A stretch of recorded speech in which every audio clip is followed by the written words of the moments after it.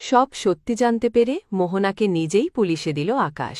হ্যাঁ বন্ধুরা, আমরা এমনটাই দেখতে পাব গৃহপ্রবেশ ধারাবাহিকের আগামী পর্বগুলোতে।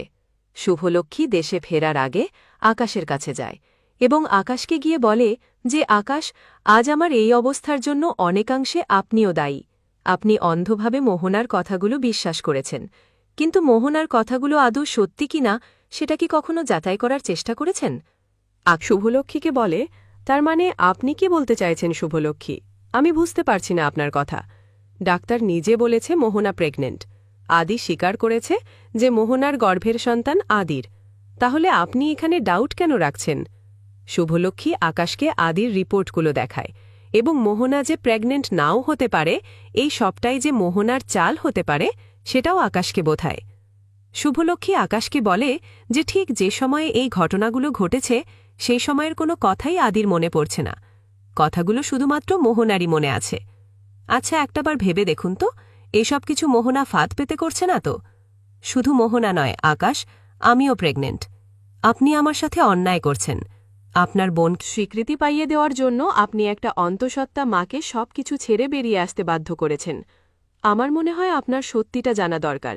আপনার মোহনাকে নিয়ে টেস্ট করাতে যাওয়া উচিত, যাতে মোহনা আর কোনোভাবেই কোনো কিছু লুকোতে না পারে, কারসাজি করতে না পারে। আকাশ শুভলক্ষ্মীর কথাগুলো বুঝতে পারে এবং আকাশ শুভলক্ষ্মীকে বলে যে আমার বোন মোহনা যদি কোনো অন্যায় করে থাকে, আমি নিজে তাকে শাস্তি দেব। এরপরই দেখা যায় আকাশ আদিদের বাড়িতে চলে যায় এবং মোহনাকে বলে যে আজই তার সাথে ডাক্তারের কাছে যেতে হবে এবং তার পরিচিত ডাক্তারের কাছে যেতে হবে, যাতে টেস্টের রিপোর্টগুলো আকাশ ঠিকঠাকভাবে পায়। মোহনা বেশ ফাঁদে পড়ে যায়। ভাবতে থাকে যে দাদাভাই সবকিছু ধরে ফেলবে না তো।